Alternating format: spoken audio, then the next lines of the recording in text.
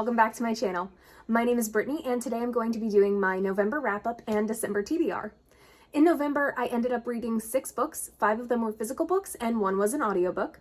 And even though it was less than what I had hoped to read in November, I'm not unhappy with the number of books because I am ahead of my GoodReads goal by 8 books. The first book I read in November is Mexican Gothic by Silvia Moreno Garcia. In this book, we follow a socialite named Noemi who received a distressing letter from her cousin Catalina. Catalina has married this Englishman named Virgil, and they live in the Mexican countryside in a manor home on a hill. Catalina describes feeling unwell mentally, and Noemi's family thinks that it's probably best if she gets some help from a psychiatrist. So Noemi goes at her father's request to visit Catalina to see what's going on. Catalina seems unwell. Catalina's husband Virgil insists to Noemi that Catalina is fine and she doesn't need any help outside of the family doctor. This is definitely a Gothic novel.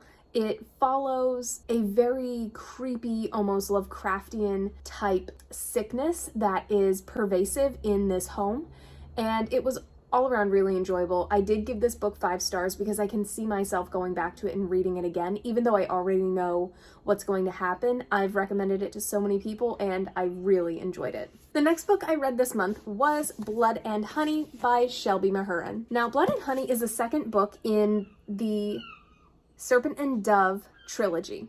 In Serpent and Dove, you meet Lou and Reed. Lou and Reed fall in love and they get married. In Blood and Honey, we are following Lou and Reed as they are on the run from not only Lou's coven, but also the Chasseurs, which is a religious, almost militant group that chases down and kills witches. Lou is a witch and Reed is an ex-Chasseur, which automatically gives them some enemies. I rated this book originally 4 stars, but when I went back to write the notes that I wanted to read for this video, I couldn't remember exactly what happened. I found gaps in my memory because it really wasn't substantial. I do think it probably fell victim to needing to extend a series and feeling desperate to extend a series because I found some of it to be repetitive, but overall it wasn't a terrible book. Again, in my scale, 3 stars is like a C, so I would give this book 3 stars. I don't think I'll read it again, but I'll probably have to go back when the 3rd book comes out just to see what happened and really make sure that I remember some of the important things. There were bits and pieces of this book that I found to be 5-star parts, but overall it was not super memorable. The next book that I read in November was Mythos by Stephen Fry. He goes through and retells Greek myths using his trademark sense of humor and wit, and I found this book to be really enjoyable. I did listen to it on Audible, which I strongly suggest because Stephen Fry is the narrator and his voice and cadence is just so alluring and it really sucks you into the story. Beginning with the creation Greek myth, Stephen Fry brilliantly and expertly retells Greek mythology in this very visceral and easy to follow chronology, and listening to him talk about Greek myths, you can sense his passion in the stories he's telling. If you enjoy Greek myths, I highly suggest this book because it really was enjoyable, and he also has 2 other books in similar veins. The next one is Heroes, where he retells Greek myths focused on heroes, and the 3rd one is Troy. I gave Mythos 5 stars. I do think I'm going to end up purchasing this book in hardback because I loved it so much, and I feel like it'd make a great coffee table book. Even if you don't read the whole thing at one time, you can flip through, find the myth you like, and read just that part. The next book that I read in November is How the King of Elfhame Learned to Hate Stories. This book is a novella. It's rather small. It's about 176 pages, and it is considered book 3.5 in the Folk of Air series by Holly Black. I pre-ordered this book, but I went into it with having 0 expectations. Novellas can either be hit or miss for me, and I found this one to be really enjoyable. The art is just stunning. It's incredibly whimsical, and it gives such life to Cardan and Jude. I can see how people would say that Cardan and Jude's relationship is fairly manipulative, and I don't disagree, but I feel like this book gives a lot more insight into what he's thinking at certain parts in their relationship, and I feel like that's a little bit more redemptive to them as a couple than leaving the Folk of Air with just those 3 books. The next book I read in November was Enshrante by Gita Trelease.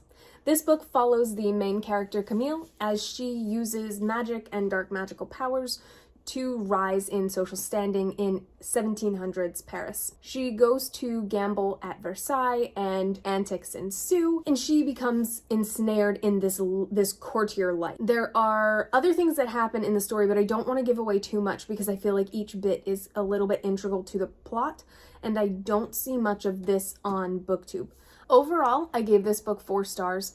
The beginning really sucked me in. I thought it was beautifully done, very intricate. However, the ending seemed to be a little anticlimactic. I'm not upset about the ending. I'm meh. It wasn't bad. It just wasn't fabulous. And that really took the book from a 5-star book, something that I really loved, down to a 4-star book. I do like it. I am definitely going to read the second book because the synopsis sounds really great. The last 25% of the book really left me disenchanted. Some people might like how it ends because it does wrap things up. I just feel like there wasn't much to it and I had hoped for more. Overall, 4 stars, still a really great book, and if you enjoy French Revolution, French culture, fashion in mid-1700s, I definitely think you should check it out. Dark magic abounds. It's a really enjoyable read. The last book that I read in November was Well Met by Jen DeLuca. I found this book to be really enjoyable. It was cute, it was a quick read, it took me less than a day, and what really stuck me in is how many positive reviews I saw on BookTube. Generally, contemporary romance is not something I would pick up on my own, but hearing so many great things about it, I was automatically sucked in and had to give it a chance. Emily gets roped into participating in the Renaissance Fair for a school fundraiser. She finds herself in a faux relationship with a man named Simon for the enjoyment of the guests at the Renaissance Fair. Simon and Emily do not get along initially. They both seem to detest the other person, and she finds him to be rude and abrasive. This book puts together 2 tropes that I find really enjoyable, which are enemies to lovers and fake relationships. If you are looking for a cute, feel-good read, I strongly suggest Well Met. Overall, I gave this book 4 stars. There were bits and pieces that kind of irked me or just weren't my taste, but overall I thought it was a fantastic book. November was probably my most enjoyed reading month this year. Of the books that I read, I enjoyed most of them and rated them fairly high. And I think that if you are interested in any of the topics that I mentioned, these are some great choices for you to read. In December, my goal is fairly low, and the only reason why it's low is because this month is very busy, not only because I'm a teacher and I need to get my students ready for this long break, but I'm also doing lots of family things this month, and there's Christmas. So I know I probably won't get to everything that I want to read.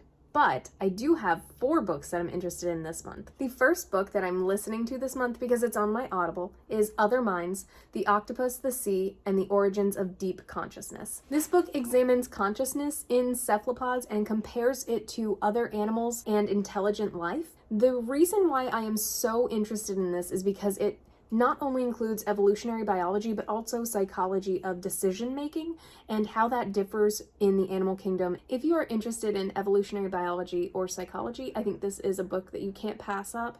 It takes a look at not only how decision-making evolved in 2 different branches of the tree of life, but it also talks about what predates decision-making, and I think it's going to be a very enjoyable book. The next book I want to read in December is In a Holidays by Christina Lauren. This book follows the main character May as she asks the universe to show her what would make her happy.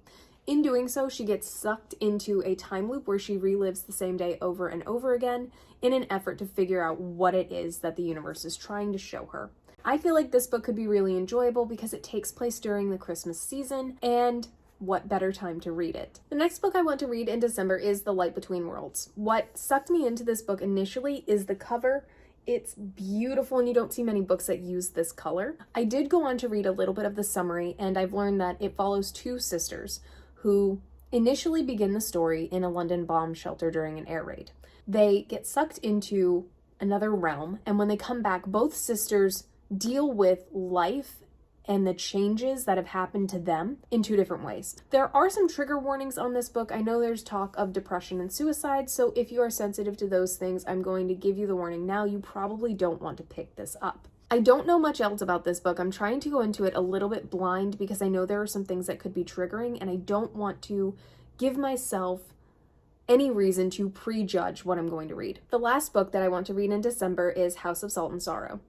This is a 12 Dancing Princesses retelling. It focuses on a main character named Annalise and how there is this curse that follows her family. If you know anything about the 12 Dancing Princesses, it's not a happy-go-lucky fairy tale to begin with. The main character Annalise begins to suspect that even though she's always heard it's a curse and that's what's wrong with her family, that it's not actually a curse and there's something more dark and sinister going on. I also know that my November fairy loot box is coming, and I'm really hoping to read the book that's in the box because it's one that I'm looking forward to.